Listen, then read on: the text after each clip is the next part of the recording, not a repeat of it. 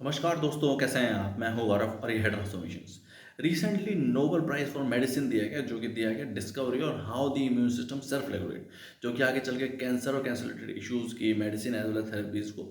बनाने का काम करेगा और ऑल ह्यूमन ह्यूमन काइंड के लिए एक तरीके से मैनकाइंड के लिए मददगार होगा। और उसके बाद एक चर्चा चल पड़ी कि भारत के लोगों को या भारत के साइंटिस्ट को नोबेल प्राइज क्यों नहीं मिलता है। अब देखिए, अगर आप नोबेल प्राइज़ को समझने की कोशिश करेंगे तो 1901 से लेकर 2024 के बीच में 1000 से भी ज़्यादा इंडिविजुअल्स एज वेल एज एक तरीके से ऑर्गेनाइजेशन को नोबेल प्राइज़ दिया गया और 6 डिफरेंट सेगमेंट्स में दिया जाता है। जैसा फिजिक्स में दिया जाता है, केमिस्ट्री में, साइकोलॉजी या मेडिसिन, उसके अलावा इकोनॉमिक्स में है, पीस प्राइज़ है और लिटरेचर है। भारत में 1901 से लेकर 2024 के बीच सिर्फ और सिर्फ 5 ही लोगों को जो है नोबेल प्राइज़ मिल चुका है। जैसा कि आप जानते हैं, रविंद्रनाथ टैगोर जी को मिला लिटरेचर के लिए, उसके अलावा सीवी रमन जी को मिला फिजिक्स में नोबेल प्राइज़, उसके अलावा मदर टेरेसा जी को नोबेल प्राइज़ फॉर पीस, उसके अलावा अमर्त्य सेन जी को इकोनॉमिक्स और 2014 में जो लास्ट में मिला वो कैलाश सत्यार्थी जी को नोबेल पीस प्राइज़ मिला।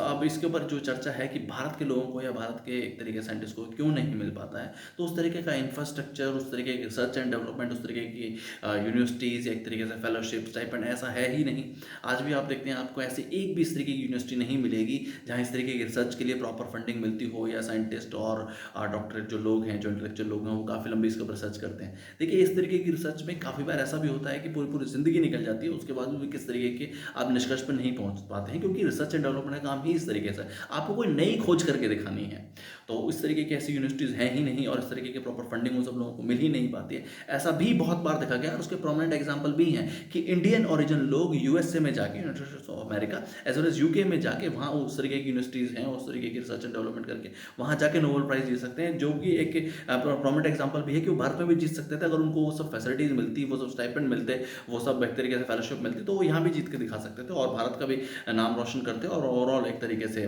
वर्ल्ड के पैरामीटर में भारत को भी एक तरीके से तरक्की मिलती। तो ये समय है कि हम इस तरीके की चीज़ों पे इम्प्रूव करें और इस तरीके की तमाम रिसर्च एंड डेवलपमेंट में इस तरीके से तमाम साइंटिफिक टेम्परामेंट को अपने देश में बढ़ावा दें, क्योंकि हमारे पास हर वो काबिलियत है, हर वो क्षमता है कि हम भी वर्ल्ड पैरामीटर में इस तरीके की चीज़ों को अचीव करके दिखा चुके हैं, क्योंकि इंडियन ओरिजिन लोग डिफरेंट डिफरेंट कंट्री में जाके वो सब कुछ प्रूव कर रहे हैं।